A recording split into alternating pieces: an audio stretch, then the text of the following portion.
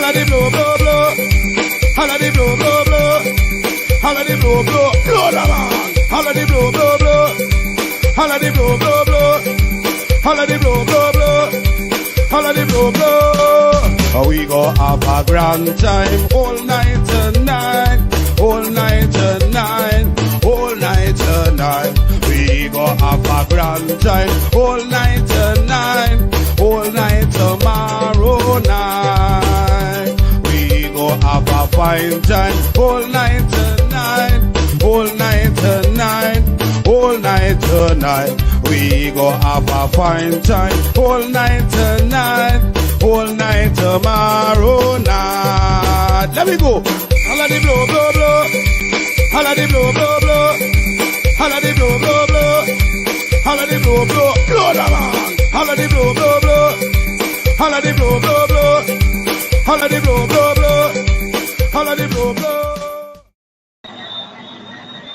Well, good night, good night, good night. It's such a pleasure to be sharing the space of your homes with you again this evening. I remain your humble servant, Honorable Coretta McDonald, on advancing the cause. How was your day? How was your days? How was your weekend? I know we have quite a lot to talk about this evening, but I want to narrow our conversation down to one sector this evening. But that doesn't mean that we are not going to be touching on other issues. However, what I want you to do for me this evening is just share, so that we can have many more persons joining in on this bit of conversation on advancing the cause. I want to say this evening that I count it as a privilege to be here to share with you what's happening not only locally but what's happening internationally that would have some sort of bearing on us here locally. And it's always important for us to be able to understand and to be in the know-how with regards to what is happening in and around us. So take a few minutes and just share. Let's share this program. This evening, just a bit of recap of what we had last week. I had with me three rather powerful women sharing this stage last week. And we talked on so many issues. And like I promised you, that conversation will not end where it ended last week. We will continue on that, but we're not going to do it this evening. We're going to do that another evening. I know those young ladies, they were quite honored to be sitting here and to be sharing with you. And this is how we feel. We see this as a privilege when we can share with you, when we can listen to you, when we can read those reviews and be able to respond to your needs and to your questions in a timely manner. And so this evening, I want to first of all thank God for allowing us to be in the land of the living.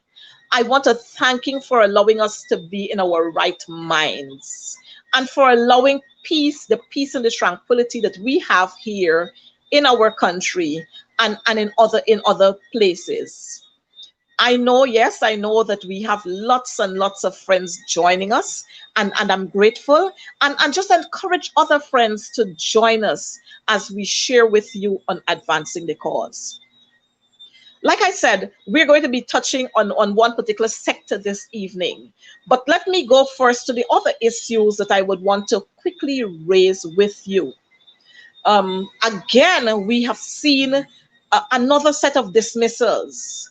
15 more citizens, bona fide citizens of this country, bona fide qualified citizens of this country have lost their jobs and they're on the breadline as we speak. 15 more workers from the Guyana Post Office Corporation are on the breadline. And I'm saying at this time, in this pandemic, we are allowing persons to be placed on the breadline. This reckless and ruthless and heartless administration that we're having here. Now, you know, I could understand if we're going to close one section and integrate persons into other sections, but to send them off wandering, not knowing where their next meal is coming from, not knowing how they're going to pay their utility bills, not having any sort of consideration for these persons, all because you see these persons as being affiliated to a political party, and so you want to, let me say in our own local terms, you want to spite them. But you know what? And I would refer, you would hear me from time to time referring to my grandmother's saying,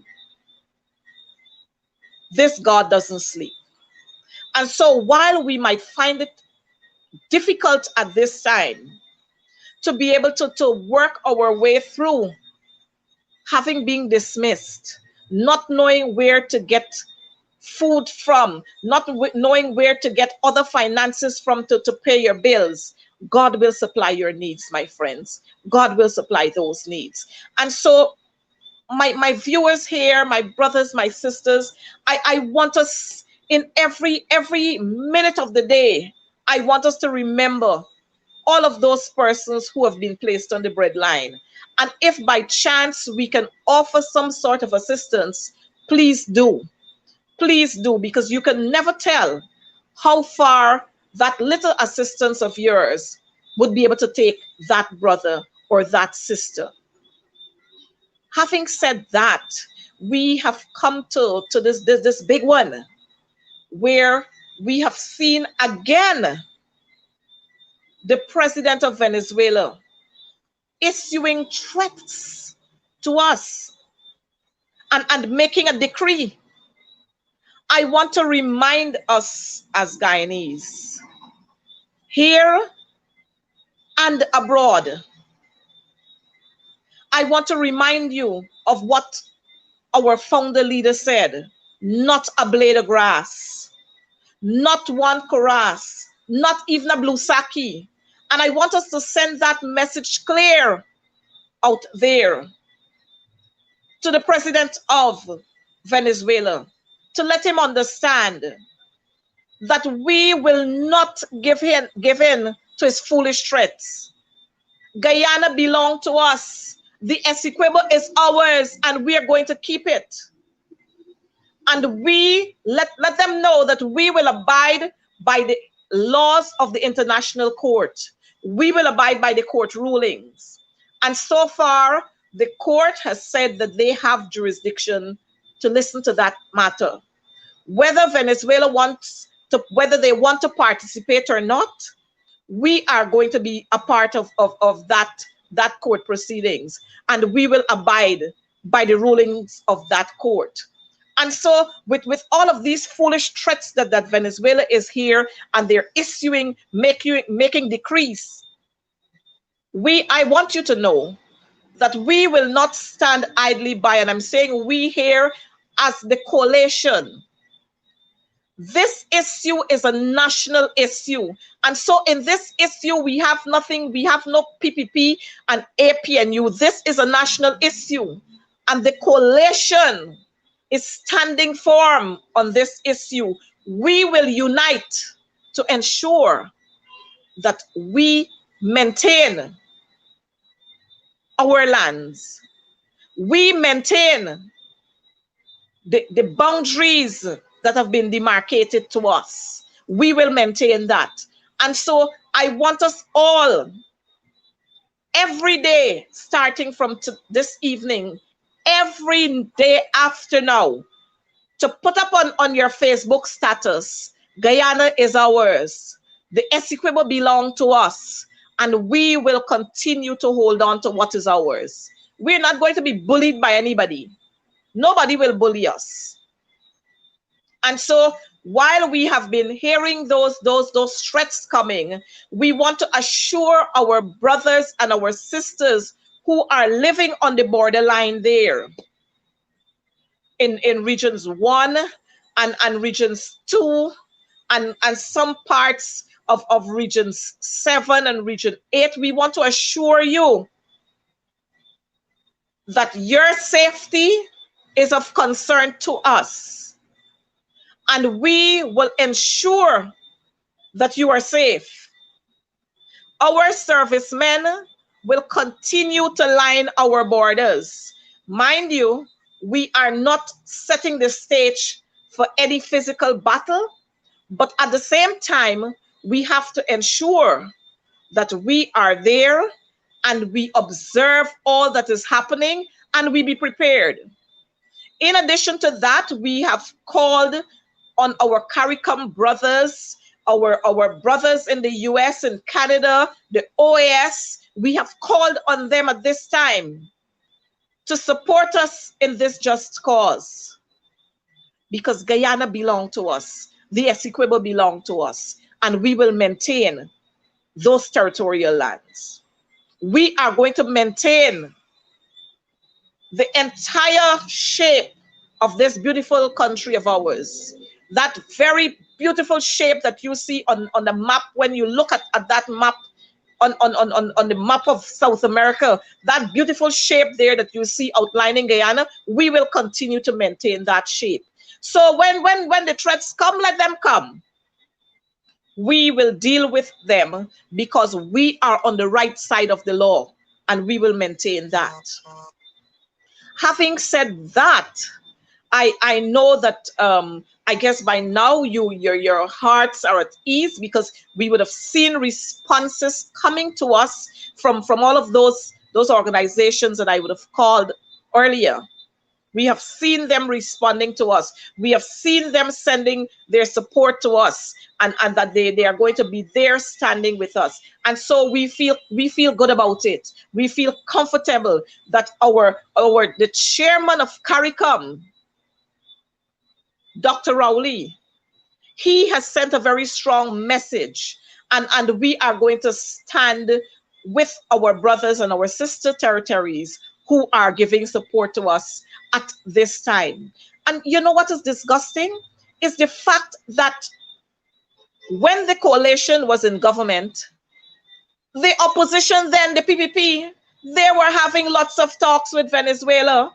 Lots and lots of talks they were having with Venezuela, because they felt in their minds that they were going to do harm to the coalition. But I tell you what, our commitment is to country. Our commitment is to our country. And we are not here as a coalition party or as the opposition. We are not going to sit here and think about I, myself, me, my cronies and families. Our commitment is to country. So regardless of where we are at this time, our commitment is to country. Our commitment will continue to be to the people of Guyana, this country, Guyana.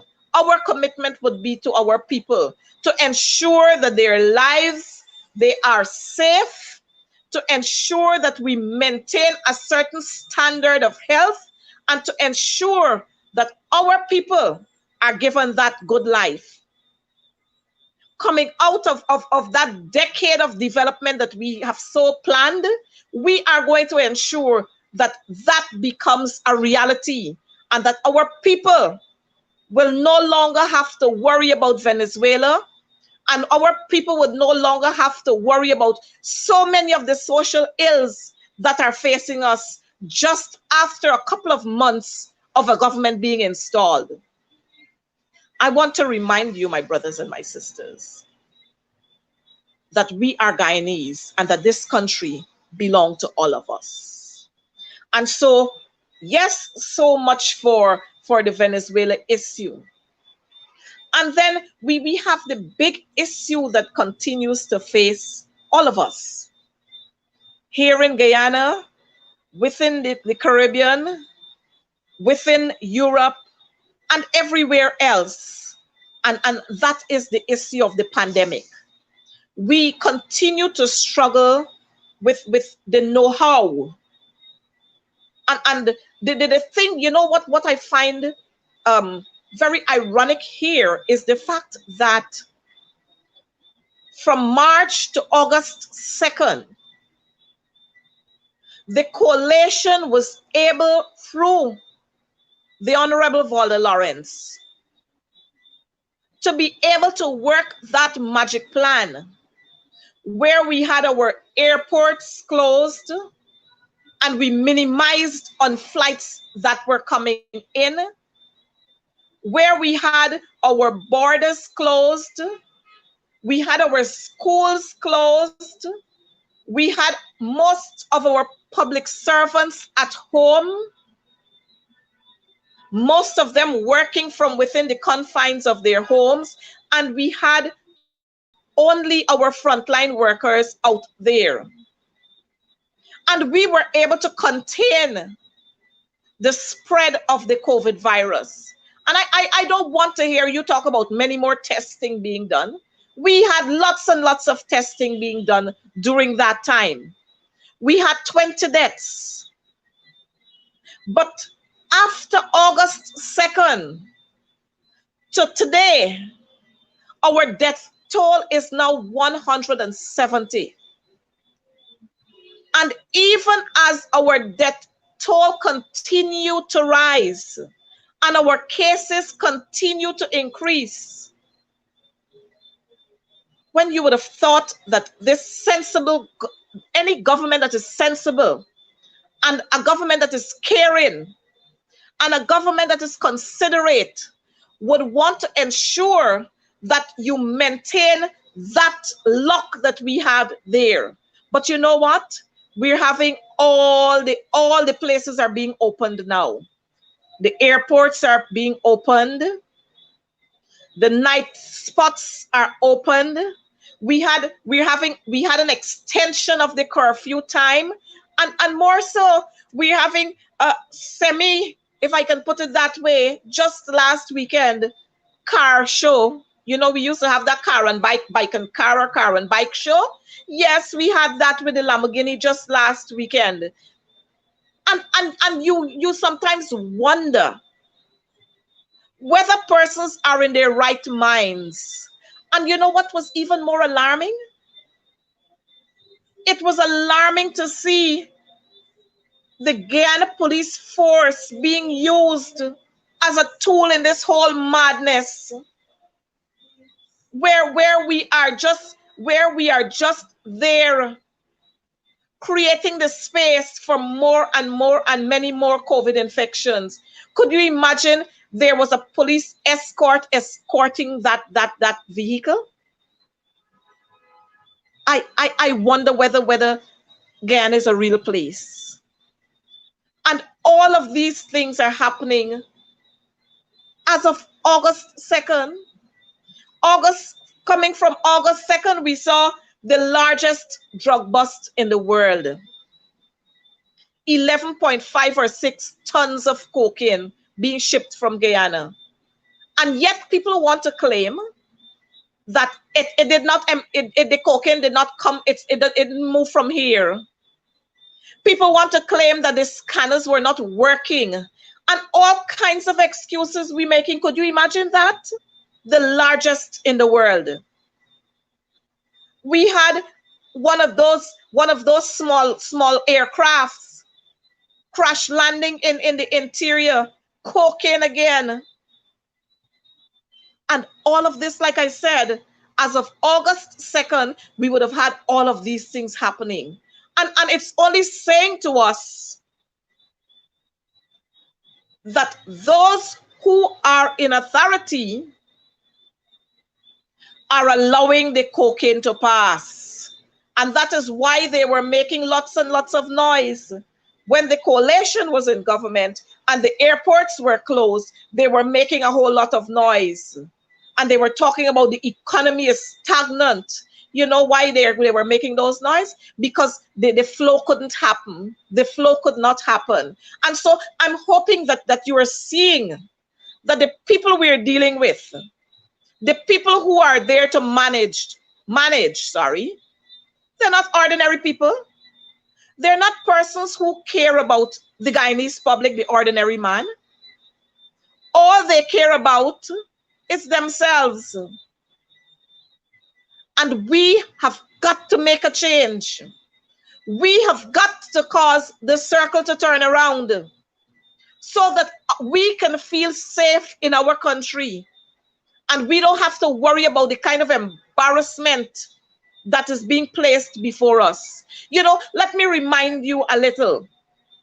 When the coalition came to power, we had starting to restore Georgetown to its former glory. Well, I hope you recognize and you've been seeing what is happening. We gradually moving again to Garbage City. What a shame.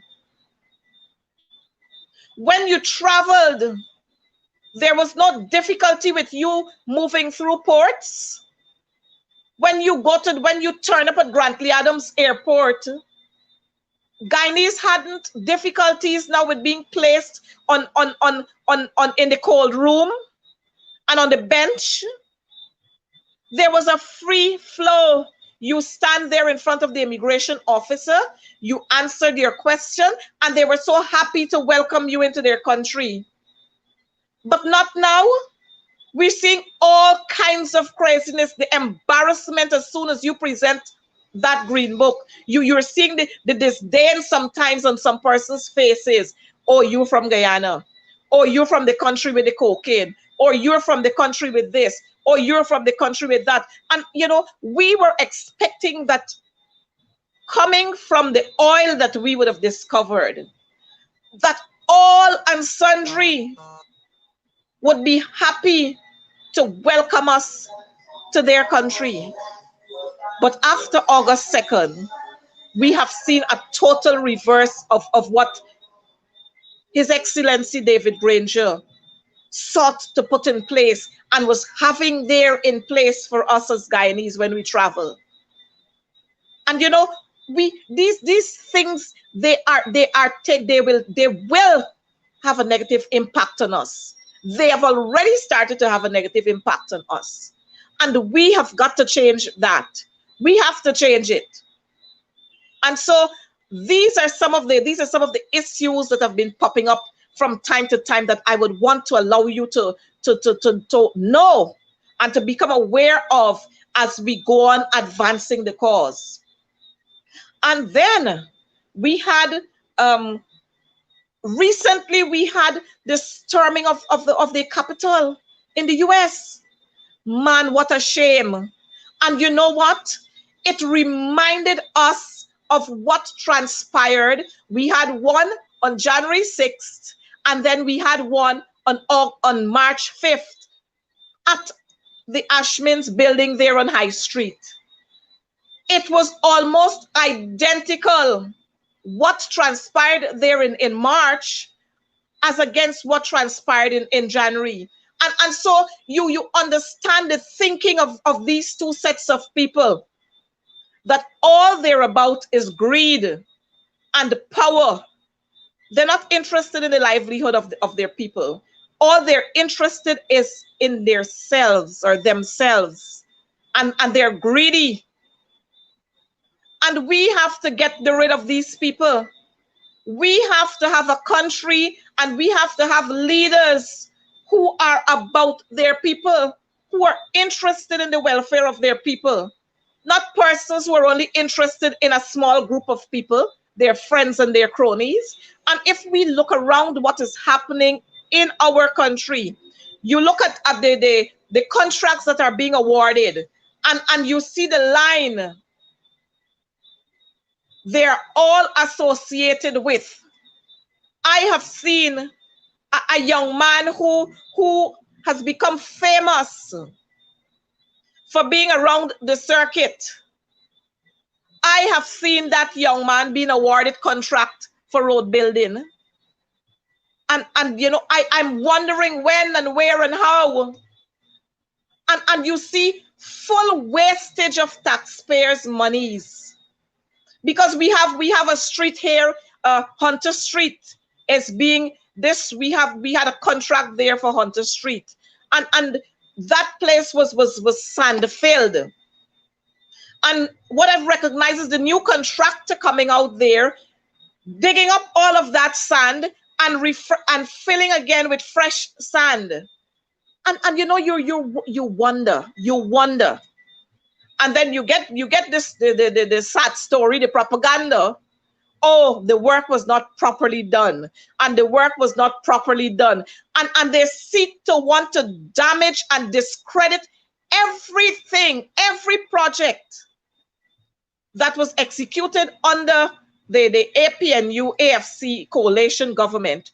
Every project that was executed, you see this illegal regime wanting to bring discredit to, and they have nothing better to offer. Nothing better to offer.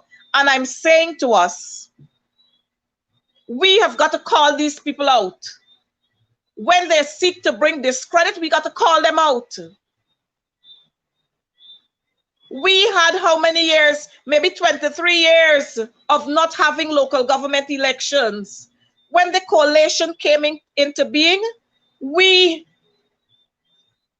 had local government elections reinstituted and conducted, executed. And we had fresh elections. We had elections of mayors across this country. We had councillors being elected, new councillors in some instances. And we had the authority being restored to these municipalities where they can make the decisions that are best suited for their locations. But you know what we are seeing now? We are seeing the big hammer, the dictatorship business being returned, where the minister of local government, where he wants to micromanage everything that is happening. Everything that is happening, he wants to have a say in. These are the days that we have returned to. Sad days, dark days. And my fellow brothers and sisters, I tell you, if we don't hurry up and put the stops on these activities, on these ruthless management, then we are in for troubled days. Our children are going to be in for troubled days. Our grandchildren will suffer along the line. And like I would always say, my foreparents and your foreparents, they have already paid the price, and they have paved the way for us. And so we will not stand still and allow these injustices to be meted out to us and to our children and to our children's children. It is disgusting sometimes the manner with which this illegal regime seem to want to operate, or the manner in which they operate sometimes.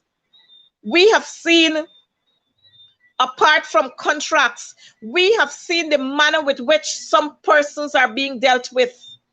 And here it brings me to that of the Henry boys. Just yesterday, or day before yesterday it was, we saw the families having a launching protest action in front of the CID headquarters. We saw the guy there from Argentina, I think it is, who came here, traveled all the way to come here to seek information to help us to bring closure to this whole matter. We saw him responding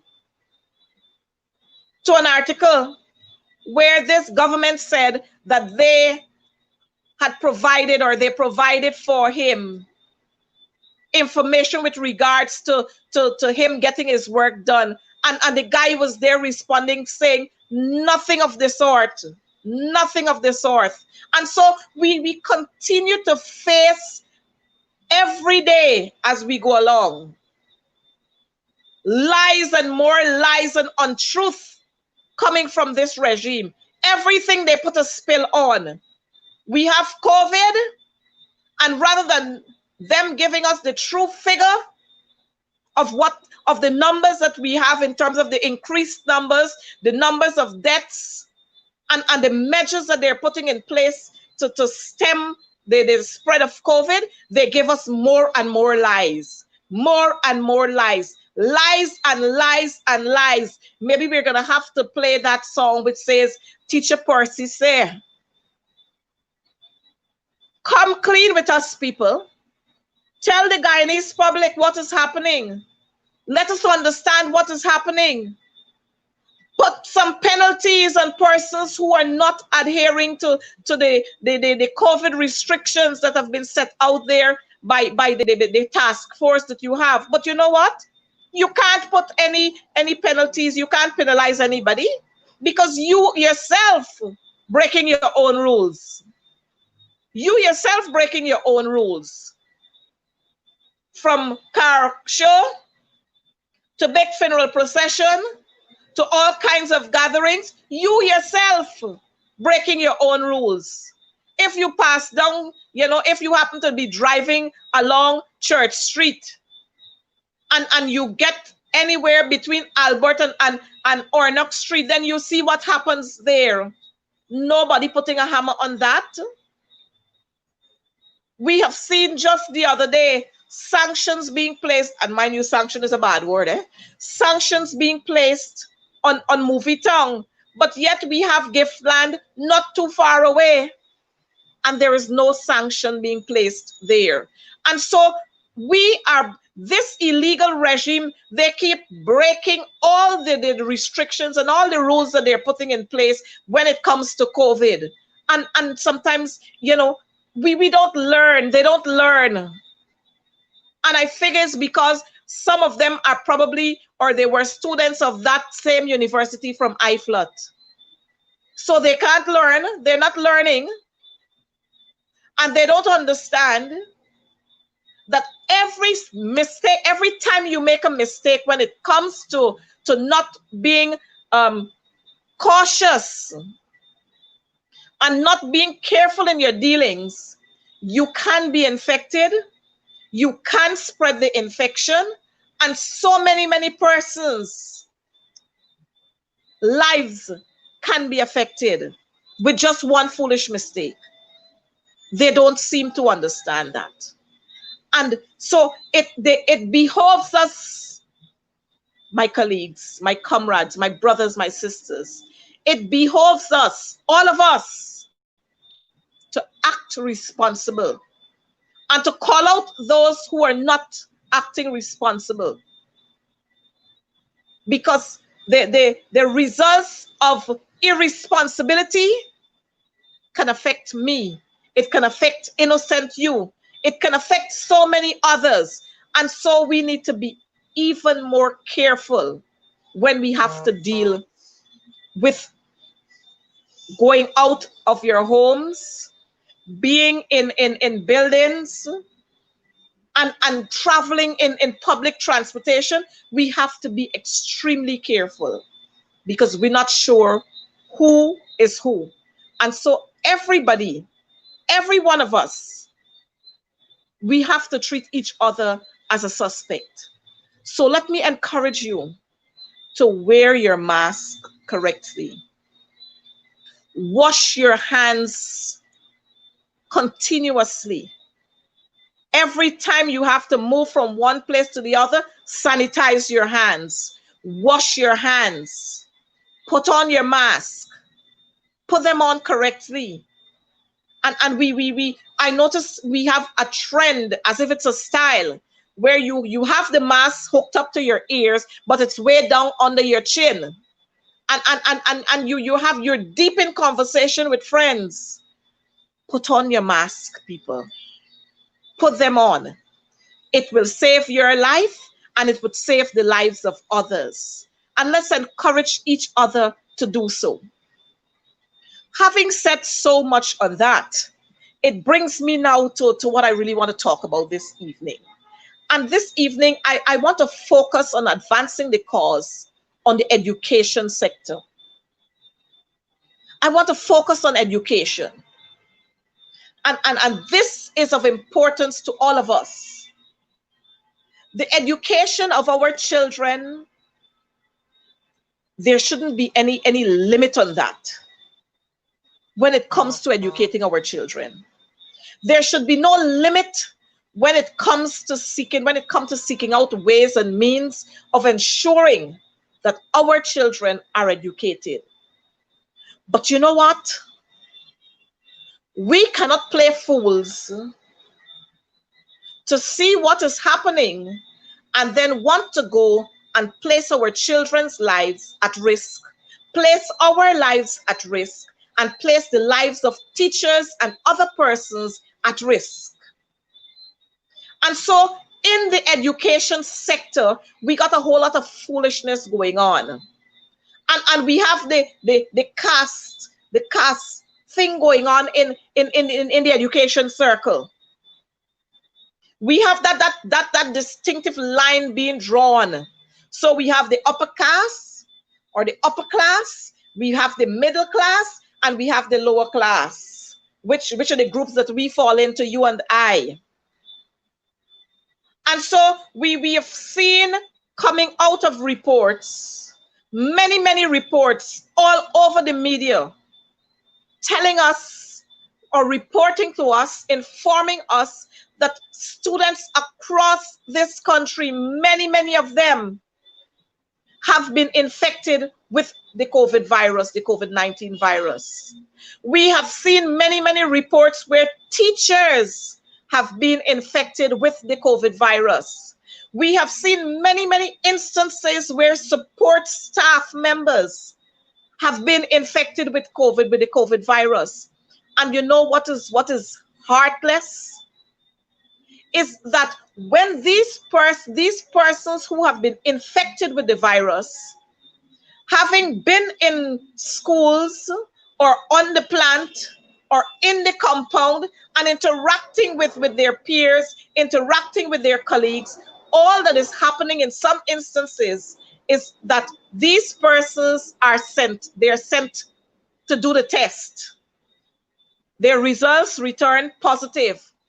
Instead of the Ministry of Education, the departments of education across this country, instead of them working along with the Ministry of Health to do contact tracing and to have other persons stay away from schools, they are instructing the schools to continue work as per normal.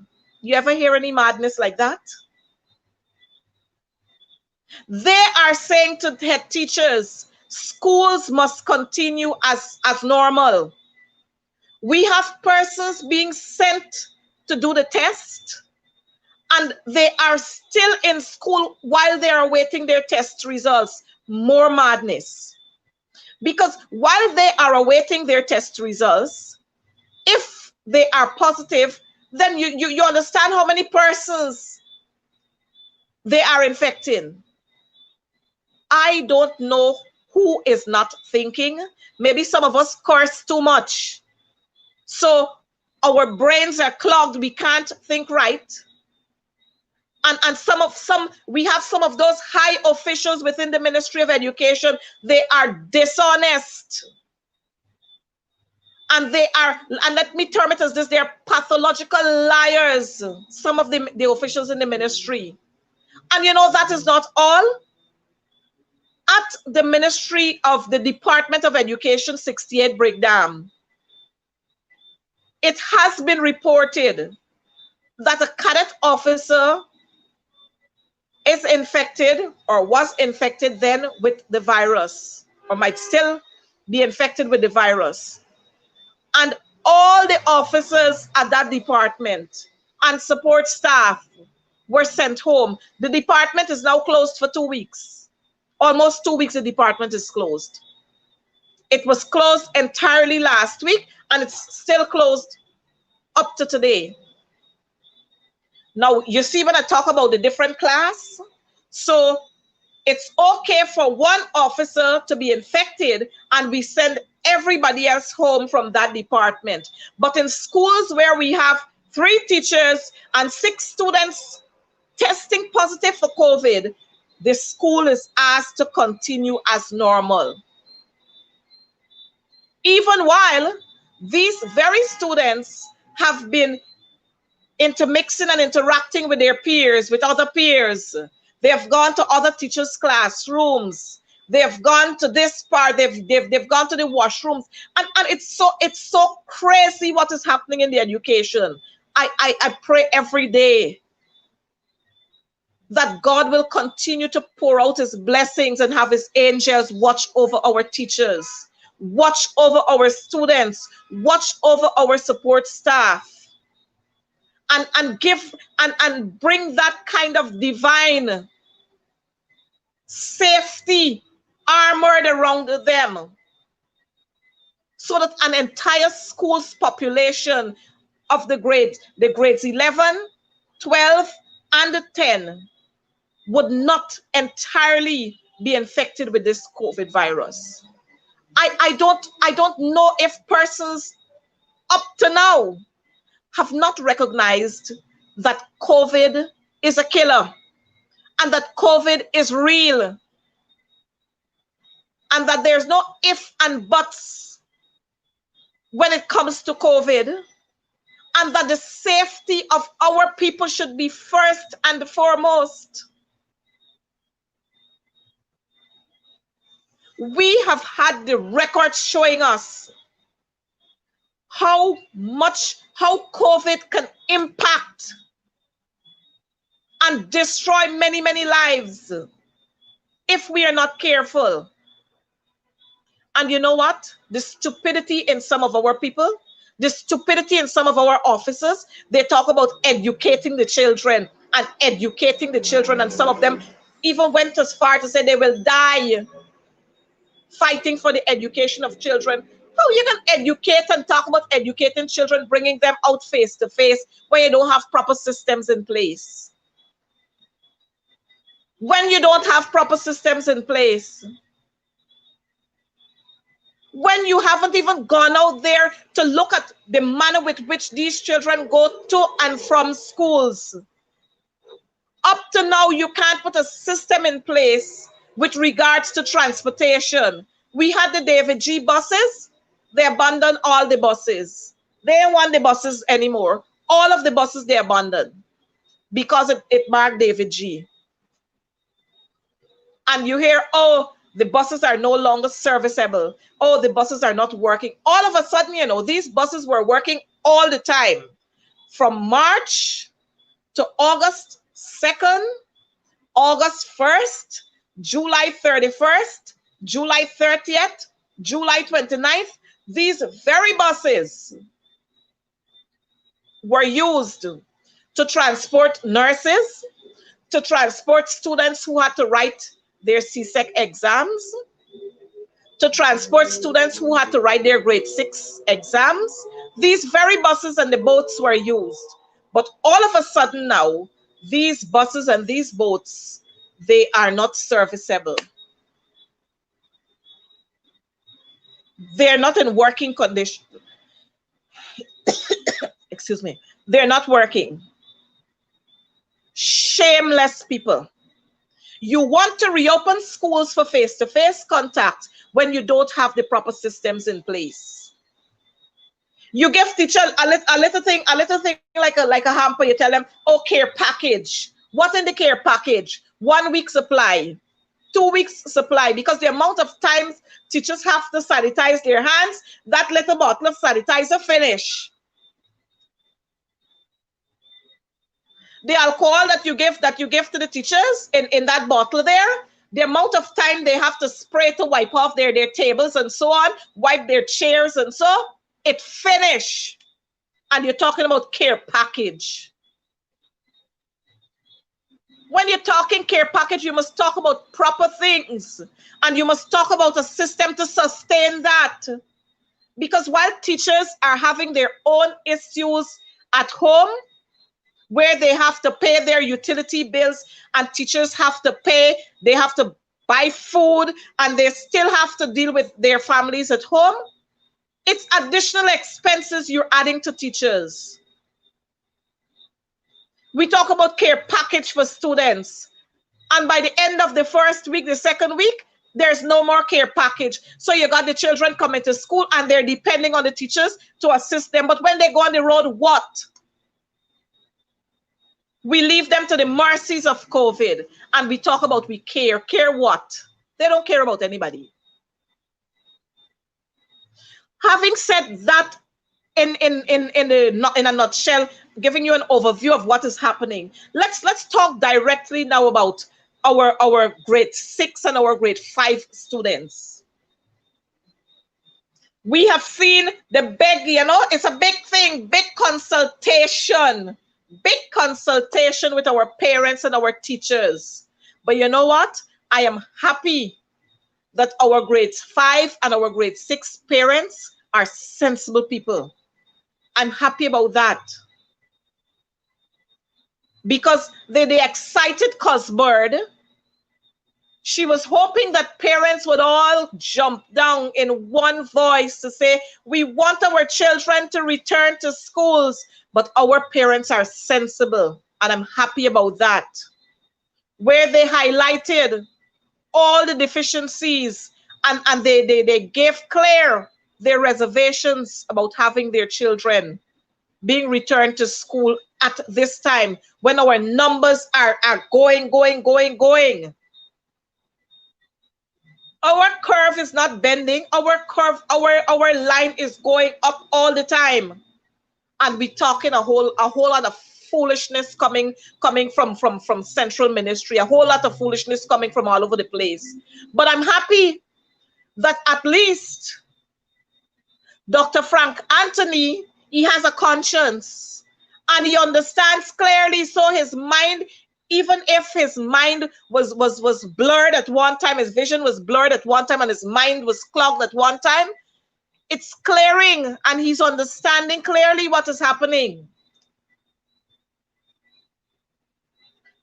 We cannot afford to have our grade 5 and our grade 6 students out there and not having, again, proper systems in place. And so, to all the officials at the Ministry of Education, central and in all the departments, think straight. Think straight. Remember that you have people's children whose lives will be depending on you. And if you're going to put them at risk, then their blood will be on your shoulders. You put them at risk and allow them to be infected, that would live with you. We cannot want to force an issue when we don't have the mechanisms to deal with it. And so let me advise one young lady there, stop cussing out people. Stop formulating all kinds of lies to put out there. Tell the nation the truth. Tell the nation the truth.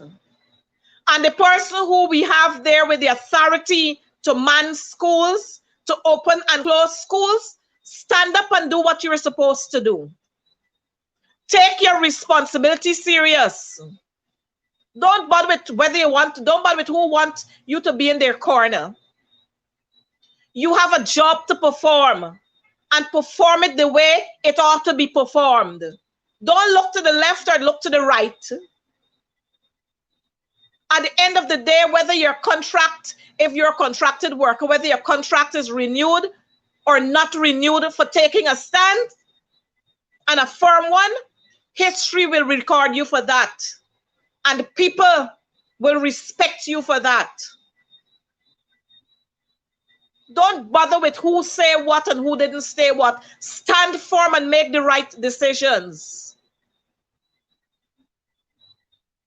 For our officials in the departments of education across this country, oh man, why you at this time want to burden teachers with all kinds of excessive work and to add additional stress to them?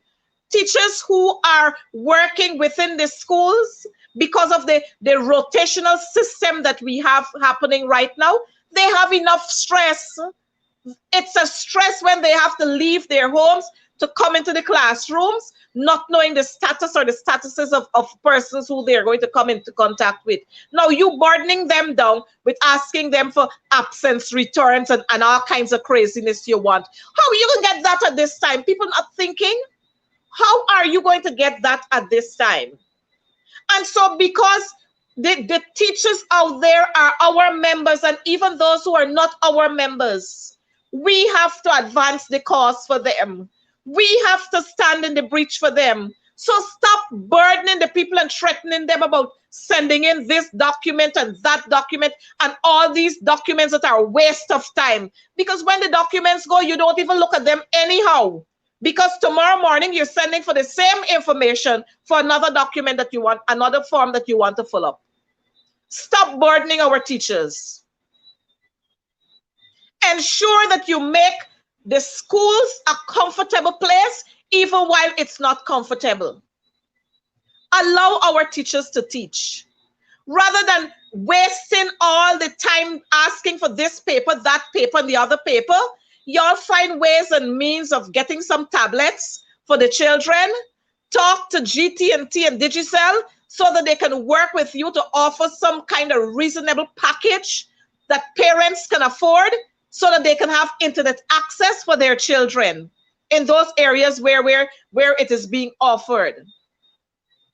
And for those areas where we don't have access to internet, Ministry of Education, let me say to you, stop spending taxpayers' monies. Stop squandering taxpayers' monies.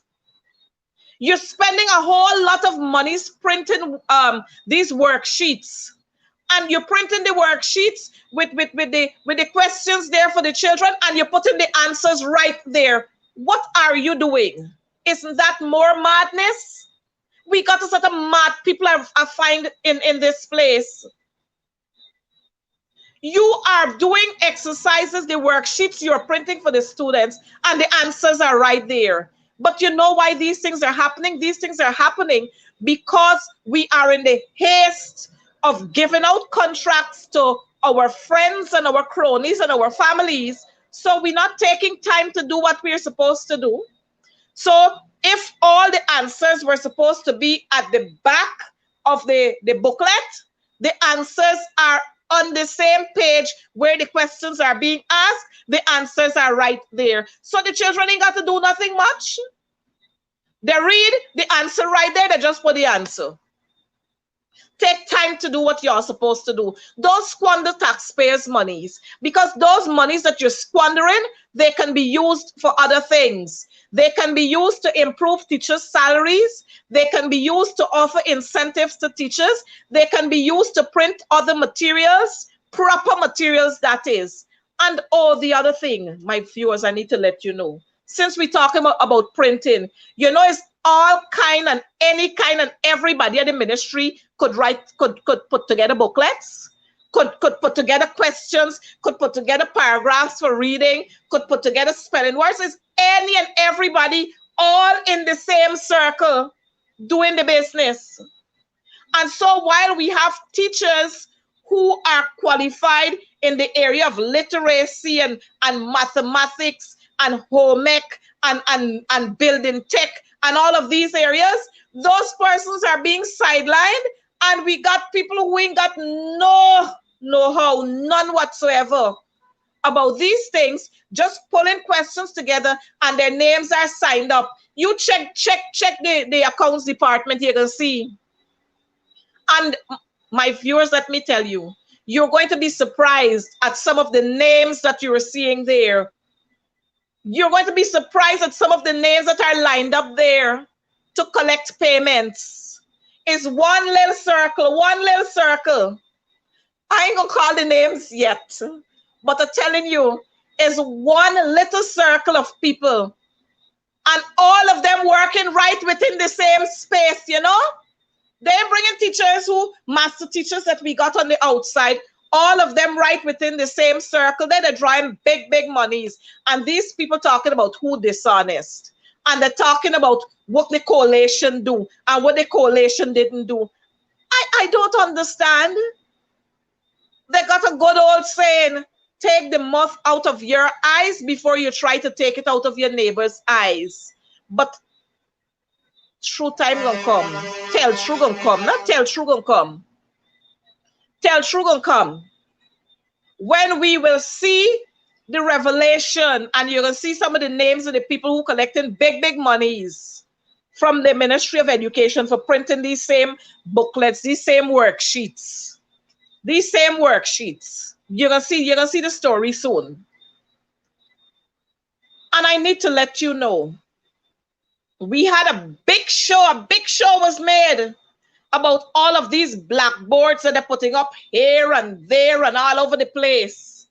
I saw my good friend, the CEO and all, he went there when they're putting up a blackboard somewhere in Sophia in East Rumvelt and so on. I'm wondering whatever happened to those blackboards. And the persons who used to go and write the notes on those blackboards, is whatever happened to that? Because I'm not seeing any of that anymore. I'm not hearing anything about it anymore. So why did you go out there to waste taxpayers' monies to say you're going to make a big show? And this is what these people are all about.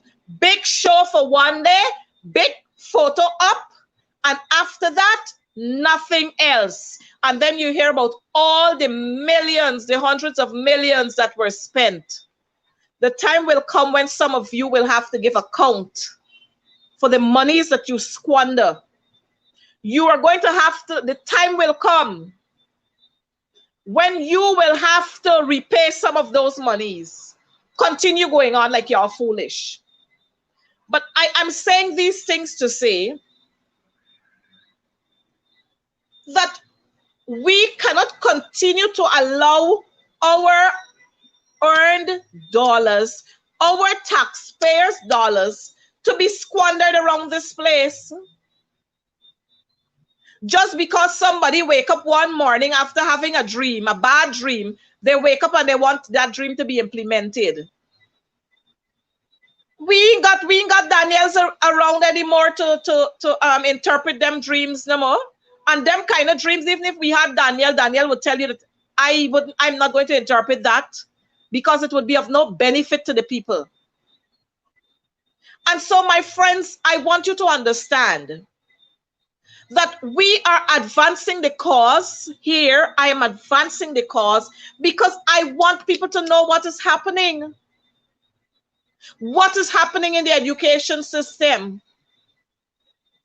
What is happening in the public sector system? What is happening on the labor front? A whole lot of injustice is being meted out to our people. And we have to talk about it. We have to be the voice. I have to be that person to advance the cause for our people. And as we continue to advance the cause and to expose these things, you are going to fully understand where we are and what is your responsibility, what we have to do as a people. Guyana, let me remind you, Guyana belongs to all of us. All of us have equal rights to this land. And all of us must be able to enjoy the privileges that are afforded. We must never allow ourselves to be treated as second-class citizens.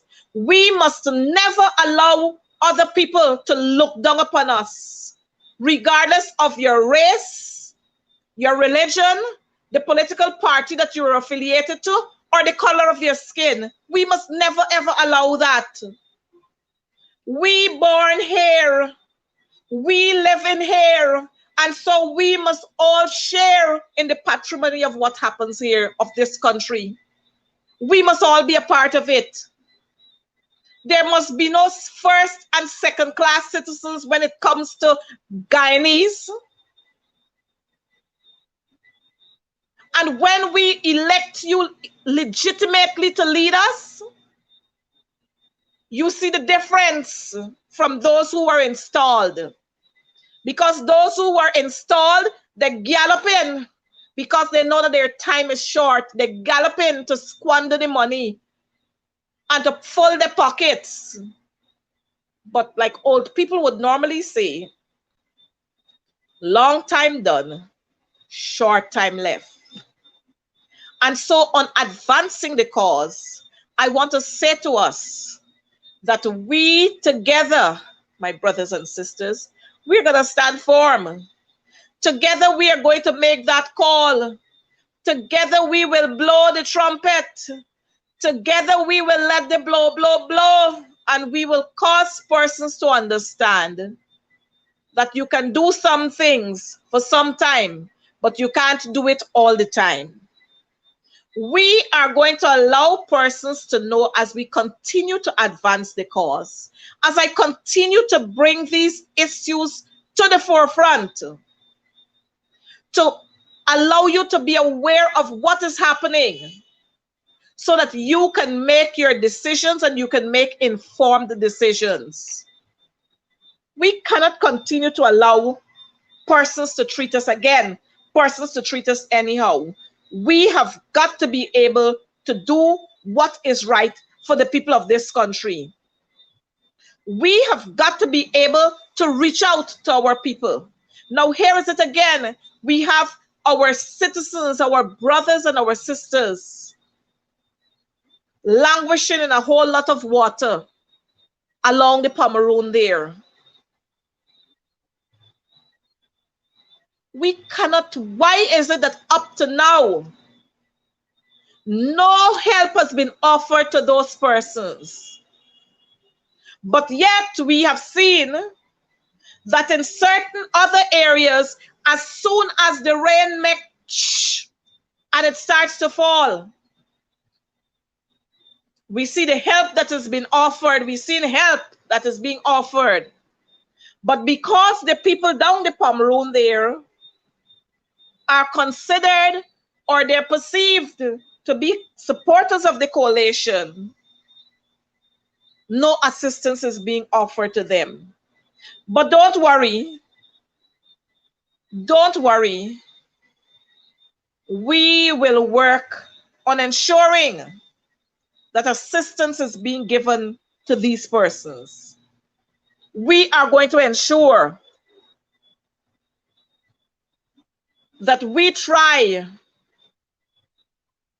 and we put systems in place where our citizens can live comfortable. I'm sure that some of you had the opportunity to watch some of those photographs that were posted on social media, where our brothers in the Pomeroon they're suffering from terrible flooding.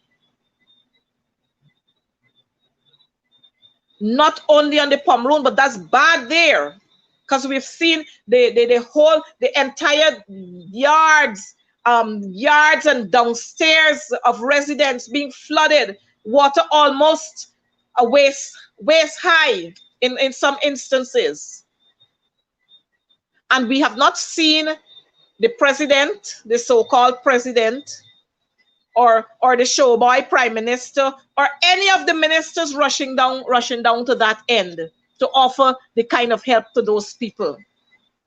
We have not seen that. And we are going to continue to advance the cause and to call out these persons and to let them know that you wanted to be in positions, you have the positions now, go fix it. Go fix the issues that the people are faced with. Don't feel that you're in a position to be driving around in luxury vehicles and pose with Sarah Ann Lynch. As a matter of fact, her time done long.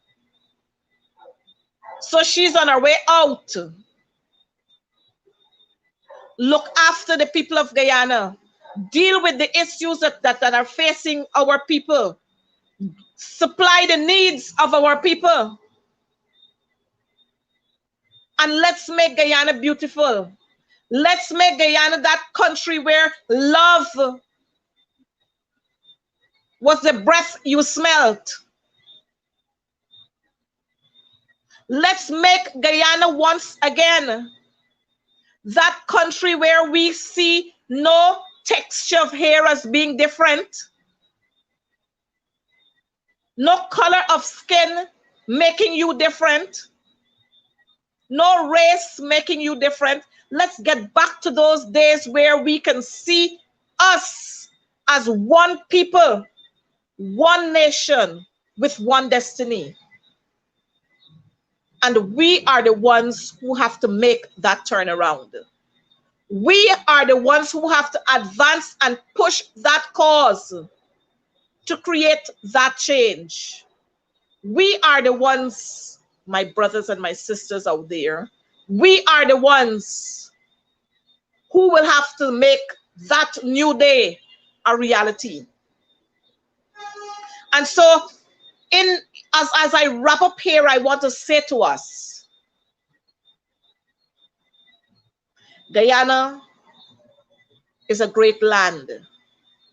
We are a wonderful people. But our politicians, those so-called ones who are occupying space right now, those squatters, they are the ones who are destroying us. They are the ones that are creating enmity among our people. They are the ones who are throwing all the propaganda out there. Their machines are working overtime and they're spreading untruth. But we have to be wise. We have to be wise. We have to be able to use that sense of discernment to be able to pull the facts out and to make the right decisions.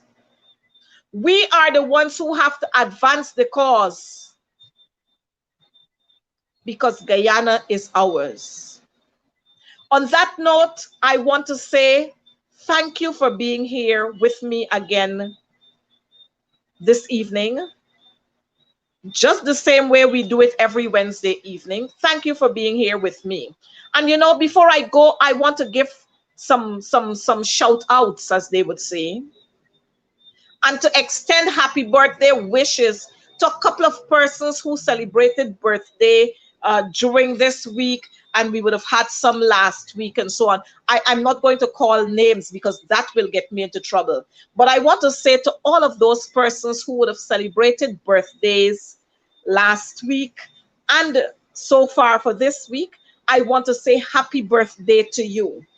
And don't tell me it's belated, because it's a whole year that you're going with that age. And mind you, age is just a number. But I want to extend best and happiest birthday wishes to you. And to pray that God would continue to give you the strength you need to continue in your hard and dedicated work and to be able to celebrate many more milestones.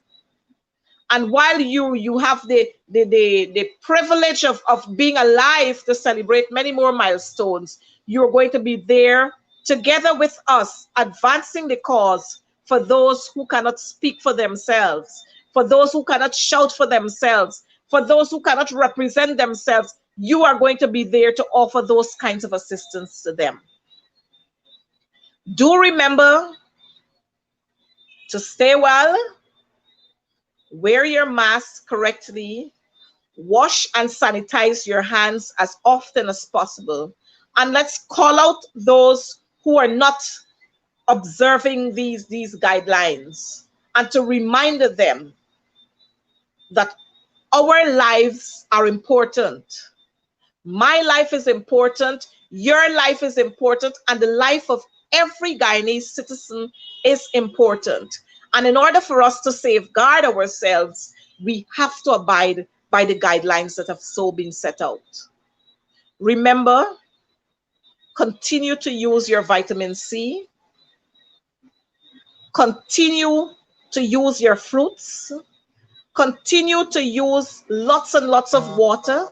And remember to wash your hands every time. Remember to wear your mask correctly. And I'm looking forward to seeing you here again next week as we continue to advance the cause.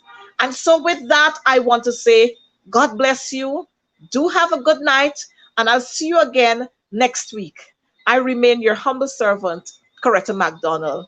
Bye.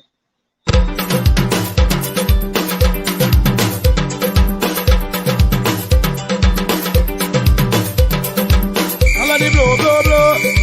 Holla the blow, blow, blow. Holla the blow, blow, blow.